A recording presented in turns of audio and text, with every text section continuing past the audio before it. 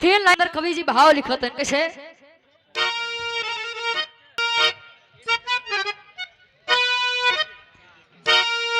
अरे परीक्षित को जब तक्षक काटा,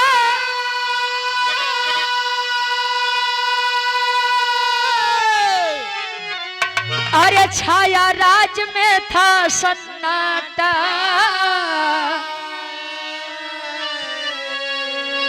अरे कांटा बन के चुभते जन्मे जैसे पी।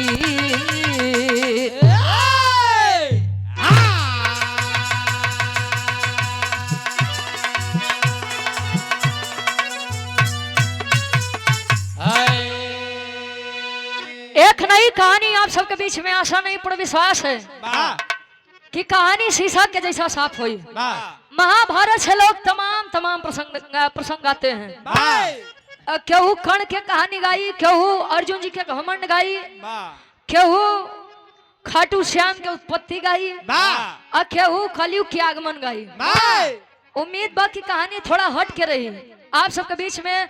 काहे बदे लोग नाग पंचमी मनाते हो, काहे गुड़िया आदमी लोग बने के ओके पीटत थे। अरविंद भाई काहे बड़े पीटत थे कवि जी हमारा दर्शावत है। अर्जुन के पुत्र थे राजा परीक्षित, और अभिमन्यु और उत्तरा के पुत्र थे राजा परीक्षित। राजा परीक्षित शिकार करने के लिए जब भी जंगल में गए, रास्ते में उन्हें प्यास लगा। जब उनका प्यास लाग अरविंद भैया, रास्ते में जाते हैं तो एक मरा सर्प रास्ते में पड़ा हुआ है, और वह सर्प उठाई के जब राजा परीक्षित फेंकते हैं कि केहू के दिक्कत न हो, तो वह मरा सर्प जाई के समीक ऋषि के गर्दन में लपेटत बा। और समीक ऋषि के जब ध्यान टूटत बा, तो समीक ऋषि के पुत्र थे श्रृंगी ऋषि। श्रृंगी ऋषि आई के श्राप सुनावत है कि अय राजन, अय राजन, जिस सर्प के कारण मेरे पिताजी की इतने वर्षों की तपस्या को आपने भंग किया है, चाहिए मैं आपको श्राप देता हूं कि आज के ठीक 7 दिन बाद सर्पों का राजा तक्षक आपको काटेगा, और तक्षक के काटने से आपकी मृत्यु होगी। राजा परीक्षित के जब श्राप मिलत बा, राजा परीक्षित अपने राजमहल वापस आए और तले करत का एक लाइन तर्ज लगत बा। कोनो लड़की कोनो लड़का से कहे,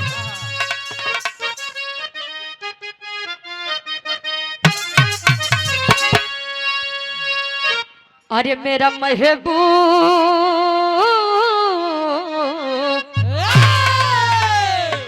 मेरा महबूब मेरे साथ बड़ा चाल किया, मेरा महबूब मेरे साथ बड़ा चाल किया, मेरा महबूब मेरे साथ, मेरा महबूब मेरे साथ बड़ा चाल किया।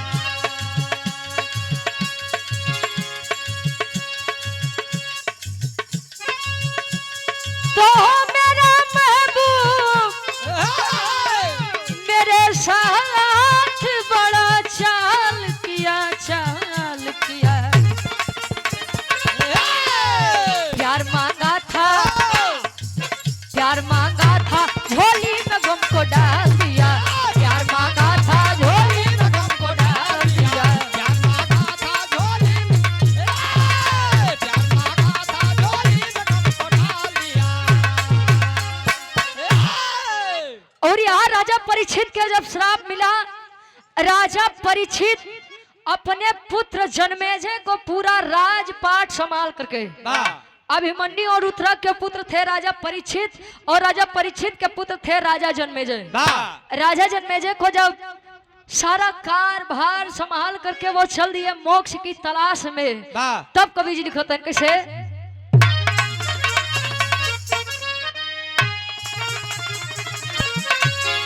अरे राजा जन्मेजय,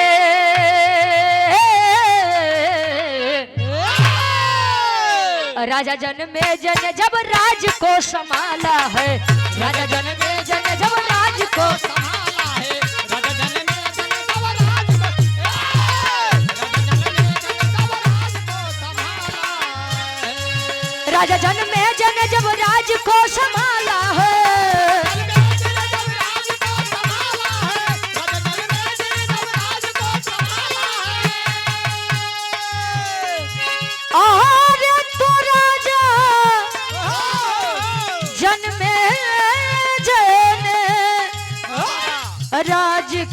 संभाला है। पिता की मौत, पिता की मौत बन के चुभती जैसे ज्वाला है। पिता की मौत बन के चुभती जैसे ज्वाला है।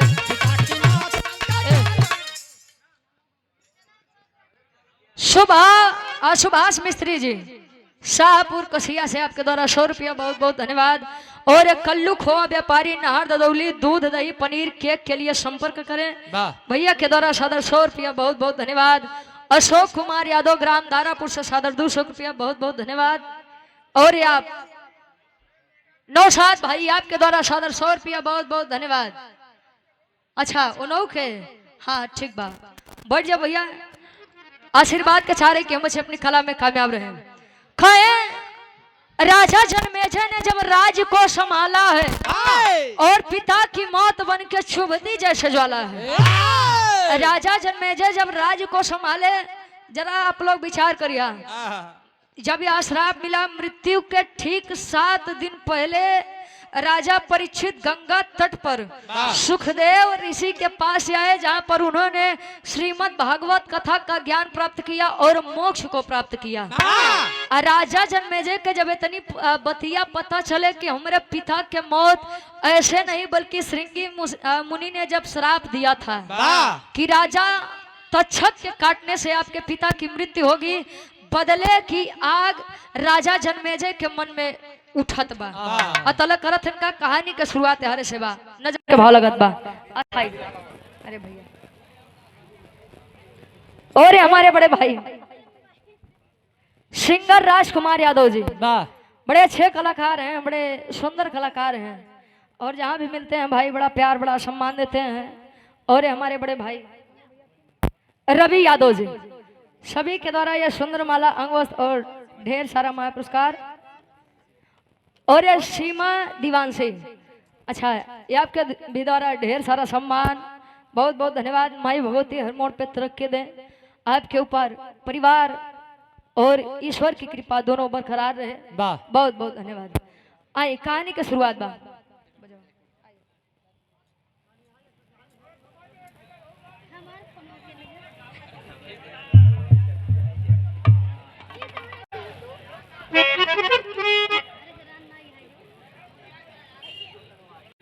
बहुत बहुत धन्यवाद। दो बार उनके इग्नोर करे, तीसरी बार बोलना तब हम बताइए। अब कहानी का शुरुआत बा।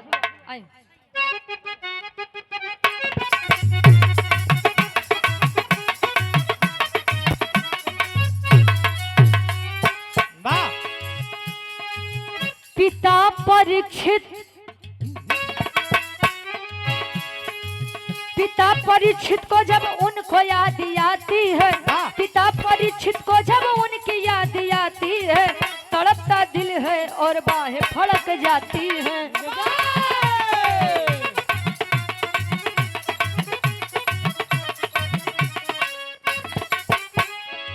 छिपे भवन में नहीं कोई आता जाता है, छिपे भवन में नहीं कोई आता जाता है, माला में छुप कर तक्षक ने उन्हें काटा है।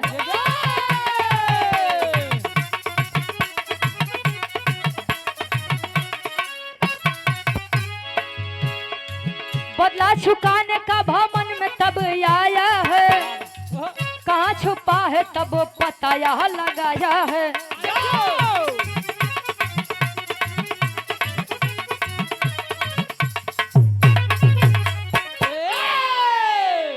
कितनी आप लोग विचार करिए। राजा परीक्षित की जब मृत्यु हुई, राजा जनमेजय को यह पता चला कि तक्षक के काटने से मेरे पिता की मृत्यु हुई है। नाग नाश के यज्ञ रचाए, नाग नाश का यज्ञ जब उन्होंने रचाया, दूर दूर से ऋषि मुनि को बुला करके अपने दरवाजे पर मंत्रों का उच्चारण करवाने लगे। दूर दराज जहाँ कहीं भी सांपों का निवास हो, वास हो, वहां से मंत्रों का जब जाप उनके कानों तक जाए तो नाग अपने आप उस यज्ञ में, उस आग की लपेट में अपने आप खींचे चले आते थे।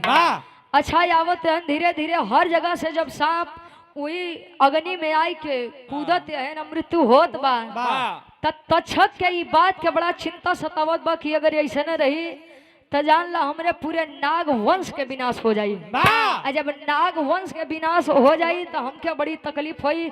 आखिरकार मैं राजा हूँ, मुझे अपनी प्रजा की चिंता होनी चाहिए।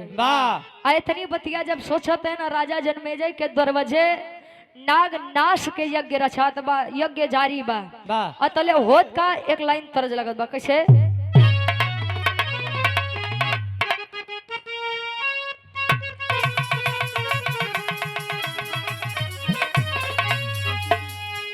अरे हम गवनवा नहीं जा,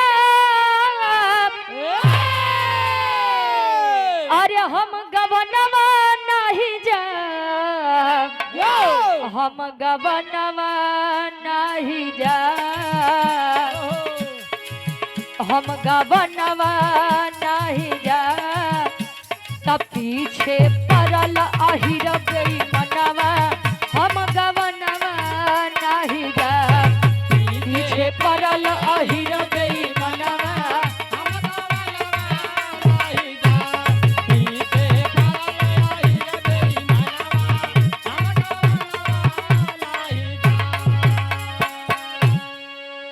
पीछे पड़ल अहिर बेईमानवा, हम गवनवा नहीं जा।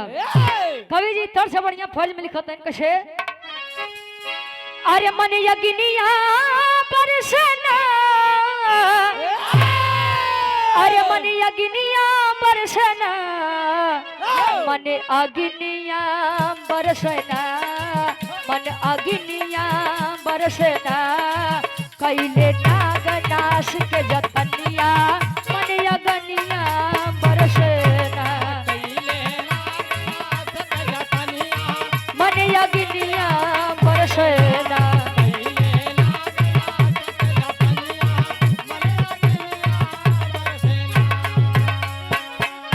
और हमारे बड़े भाई रवि यादव जी आपके द्वारा क्या पिया? अच्छा ठीक बात, बैठ जा भैया।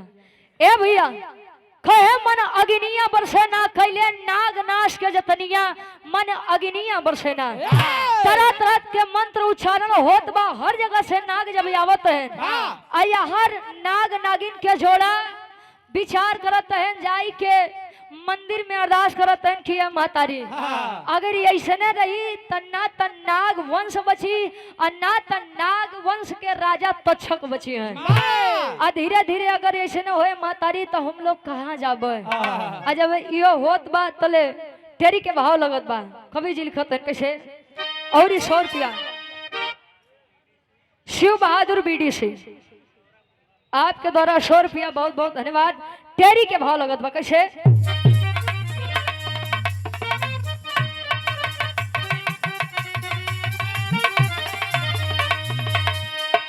अरे निवाला अरे नाग अग्नि के बने, अरे तनिवाला नाग अग्नि,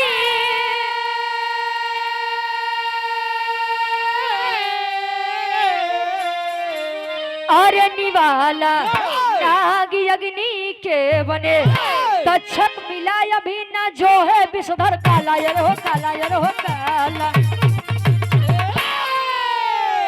तक्षक मिला अभी ना जो है किस्तर छाला, निवाला नाग अग्नि के बने। निवाला नाग अग्नि के बने मतलब कि आज अग्नि का निवाला बन रहे हैं सभी नाग। नाग नागिन जब यहाँ निवाला बनत है, यहाँ राजा जन्मेजय विचार करन कि मान लो छुट्टा सांप तो आ जाते हैं जौन यार बाहर सांप हैं जौन हमरे बाऊ के मारे बा, राजा तक्षक कहाँ बा नहीं विचारे आवत बा। और यहाँ राजा तक्षक जाय के इंद्रदेव के सिंहासन के पीछे लुकान में छिपा बा। और राजा इंद्र के दरबार में जब वो छिपा बा अरदास करे कि महाराज बचाई ले, नहीं तो आज जन्मेजय एकदम विचार कर चुका है कि जल तक्षक नहीं मरी तले वो विचार अना तई रोकी है। अतले होत का चौक के भाव लगत बा के ए भैया तनी सा जगह दे दा।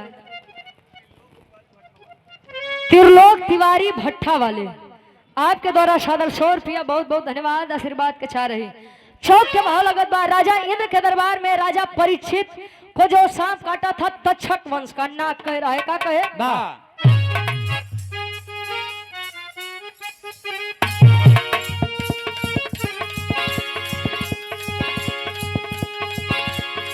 नागों का राजा नाया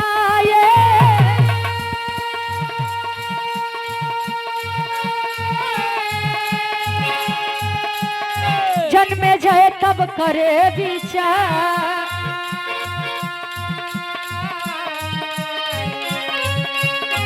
डर के मारे तक्षक छुप गया,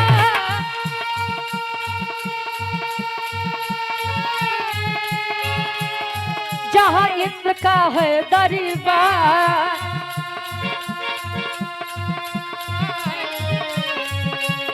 सिंहासन के पीछे पापी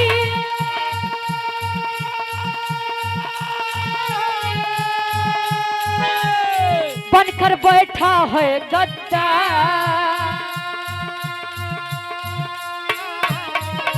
दिव्य दृष्टि से तांत्रिक देखे, दिव्य दृष्टि से तांत्रिक देखे, हनी हनी मंत्रों का करते वाह।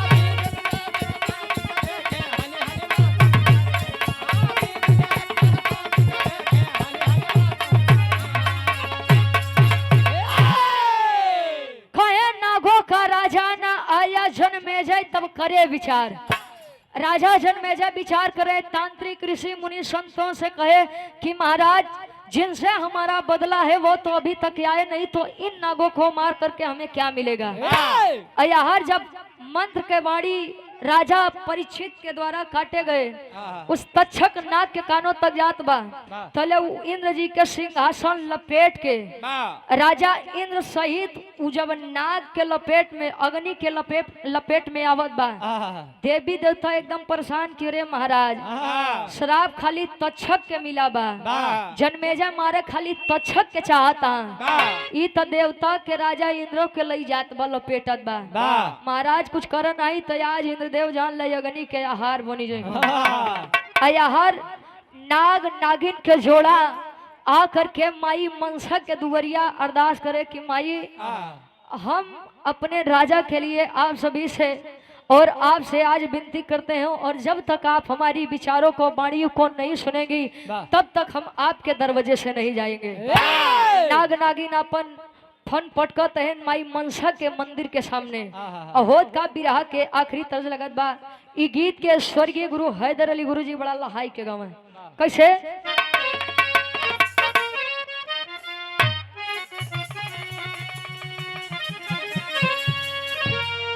राम जी के भोला कश्यप, अच्छा ठीक बा, जब उन्होंने कहा भैया वो है 51 रुपया, बहुत बहुत धन्यवाद आशीर्वाद के चारे के मुझे अपनी कला में कामयाब। ढीला कश्यप, अच्छा भैया बहुत बहुत धन्यवाद आशीर्वाद के चारे, ठीक बा। गावत है कैसे? शारदा इंटरप्राइजेज एंड टाइल्स व hardware building material, SP Yadav Krishna Yadav, थरिया गाजी कबाग, प्रतापगढ़ उत्तर प्रदेश से 100 रुपया, बहुत बहुत धन्यवाद। कैसे?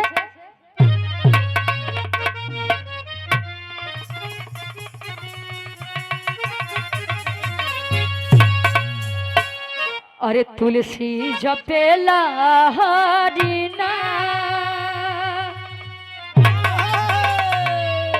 तुलसी जपेला हरिना, हमारे राम कहिया ले जाई है। तुलसी जपेला हरिना, हमारे राम कहिया ले जाई है। तुलसी जपेला हरिना। कश्यप मुनि की बिटिया थी माई मनसा देवी। अब माई मनसा देवी के चौरा पे आई करके वो नाग नागिन के जोड़ा रोवत बिलखत बकसे। अरे करे मनसा माई के पुकार,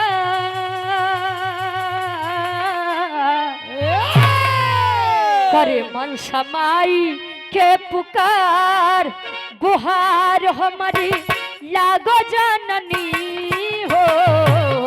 मनसा माई के पुकार, लागो जननी हो।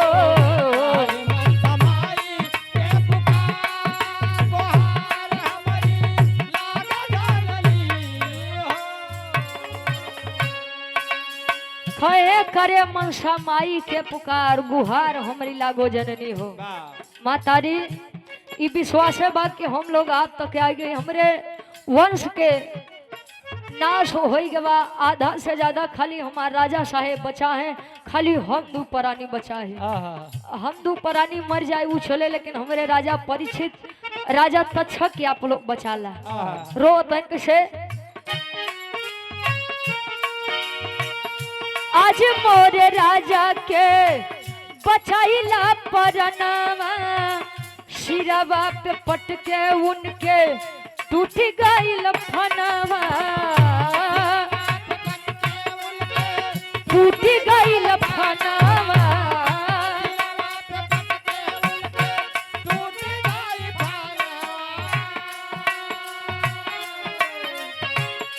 बहे लागल खुनावा के धार,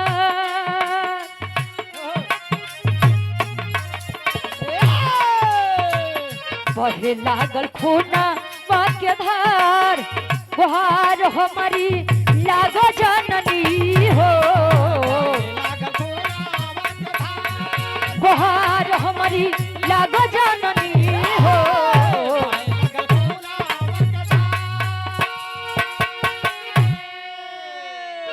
रोत है नाग नागिन के जोड़ा अपन फन पटकत है माई मनसा के सामने। आज जब फन पटकत है, फन से जब खून के धारा बहाए लाग, माई मनसा प्रकट हुई, कहीं बेटा परेशान मत हो।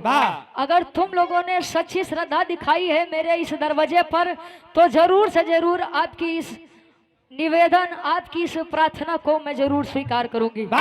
कश्यप ऋषि की बिटिया थी मनसा देवी, और मनसा देवी के पुत्र थे आस्तिक मुनि। आस्तिक मुनि को बुला करके मनसा माई आदेश देते हैं कि जाओ राजा जन्मेजय के दरवाजे पर और इस मंत्रों को रोको। कैसे पापड़ के भाव लगता।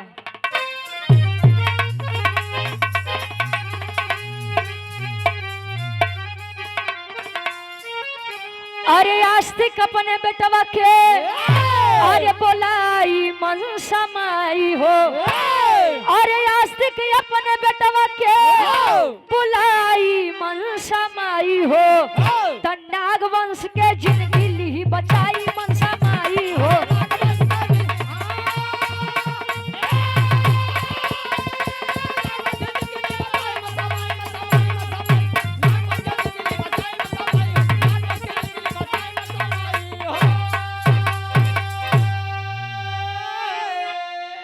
अरे काहे मनसा बेटवा फाने यज्ञ जन्मे जय हो, तजाई के तू यज्ञ के कई दाबी भेजे हो।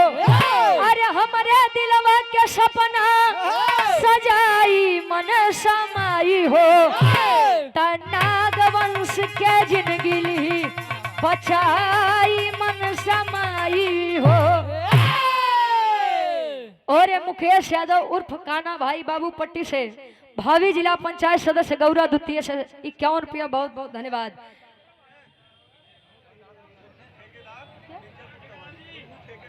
गुन्नू ठेकेदार साहब मिर्जापुर चौराहा साहब के द्वारा 100 रुपया, बहुत बहुत धन्यवाद। आशीर्वाद के चाह रही। और आप सम्मानित श्री रामचंद्र यादव ग्राम सुल्तानपुर विधानसभा सचिव रानीगंज समाजवादी पार्टी से आपके द्वारा सादर 500 रुपया, बहुत बहुत धन्यवाद। 100 में सबके नमस्ते प्रणाम स्वीकार होकर। ए भैया बसंत यादव फतनपुर से 100 रुपया, बहुत बहुत धन्यवाद। माई मनसा अपने लड़का आस्तिक मुनि के बुलाई के समझावत हैं कि राजा जन्मेजय नाग वंश का विनाश करने के लिए यज्ञ किए हैं, आपको जा करके उसी यज्ञ को रोकना है। आवत है आस्तिक मुनि आए राजा जन्मेजय के दरवाजे पर। राजा जन्मेजय सेवा सत्कार किए, कहें कि महाराज बैठिए, कैसे आना हुआ? कहें कि महाराज आपसे खाली मेरा एक प्रश्न है। कहें कौन प्रश्न? कहें नहीं आप राजा होई के ही का उल्टा सीधा काम करत है। कहें का दिक्कत बा? कहें हमारी बात सुनिए। सुनाओ तन कैसे आल्हा के भाव में कवि जी प्रमाण देते हैं। आइए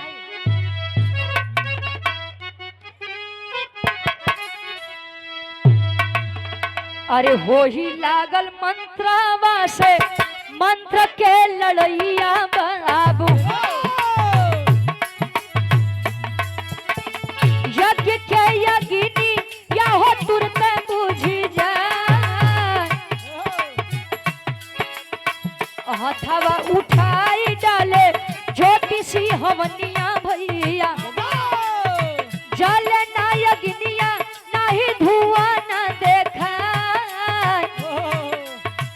राजा जनमे जय के टूट गए सपनवा भैया आस्तिक सुना लियल नागन के बचा।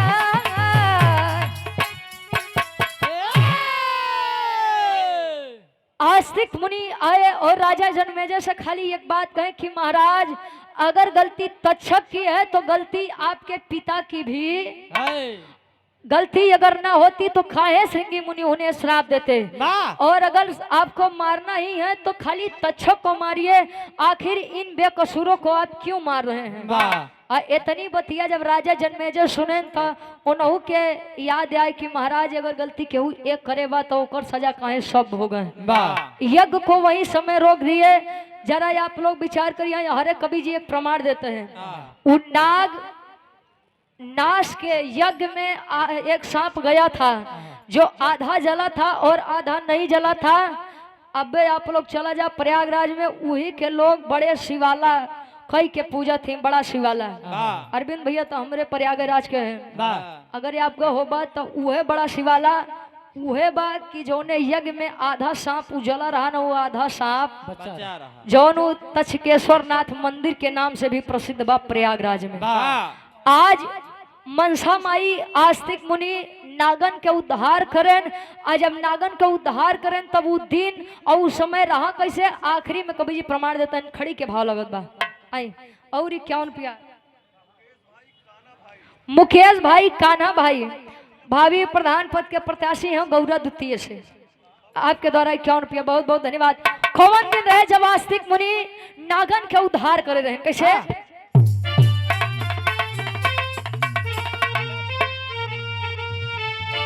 और निशा फिल्म्स स्टूडियो के मलिकार साहब हमारे बड़े भाई राम बली भाई, अच्छा राम बली चौरसिया जी, कहाँ से, बिहार से, चंदौली से।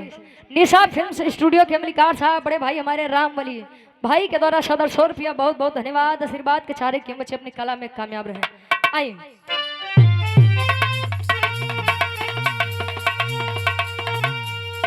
अरे सावन कृष्ण पंचमी के, अरे सावन कृष्ण पक्ष पंचमी के, अरे रहल दिनवा तमाई मनसा बचवली नागन के जनवा।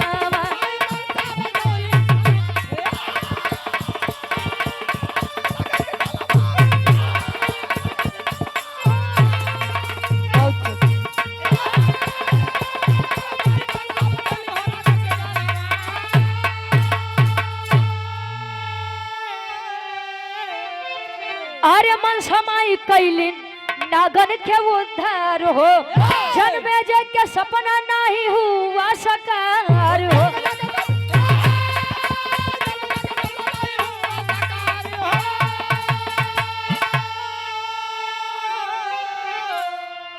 अरे मनसा के काम से कश्यप के चौड़ा भछतिया,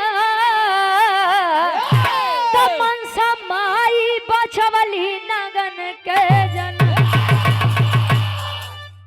ए भैया सावन कृष्ण पक्ष पंचमी के रहले दिनवा मनसा माई बचवली नागन के जनवा। आज के दिन माई मनसा के पुत्र आस्तिक मुनि नागन के उद्धार करें तो से लोग इ नाग पंचमी के पावन पर्व मनावे लगे। और आप लोग जानत होगा कि मेहरुआ जाए के गुड़िया बनाए के ओके तालाब में फेंक के ओका पीटत थे, काहे बदे जानत है कि लोग गरियावत हैं कि अगर आज यह नहीं होता है, यानी माई मनसा के अगर आज नहीं होती तो शायद इस सृष्टि से नागन के एकदम अंत हो जाता है। या बड़े गुड़िया गुड़िया के बा हुए मनसा माई, यही बड़े भैया संसार में ढेर निको काम करे आदमी मारे खात बा। बाकी वेद में भेद नहीं, भेद है विद्वानों में। जहाँ से आदमी उठाई के पावत बा वहरे से गावत बा वहरे से अपन काम चलावत बा। आखिरी में खानदान के परिचय बा। और उस चीज के आजो भी प्रमाण बा। चला जा प्रयागराज में तक्षकेश्वर नाथ मंदिर जो के लोग बड़ा शिवाला भी कह करके पूजते हैं। और आप पूर्व वीडीसी पुत्र विनेश कुमार समाज सेवी एवं सोशल मीडिया विनेश भारतीय सागर शाहपुर सभी आए हुए ग्रामवासियों का हार्दिक स्वागत एवं अभिनंदन है। 100 रुपया बहुत बहुत धन्यवाद। आखिरी में खानदान के परिचय बा। सीमा दिव्यांशी प्रतापगढ़ क्रिएटर 6 मिलियन इनका फेसबुक पर फॉलोवर्स है। बहुत बहुत धन्यवाद। आखिरी में खानदान का परिचय फिर सुधीर भाई के नंबर रही। गुरु बिहारी, गुरु गणेश, गुरु रामलाल गुरकारी, आर्य स्वर्ग से चंद्रिका कवि बच्चन जी बने पुजारी हो।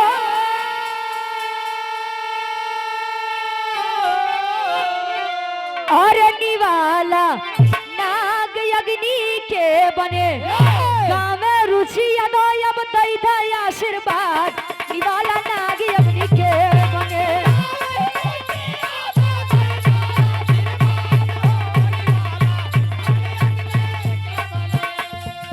देख तेरे संसार की हालत, देख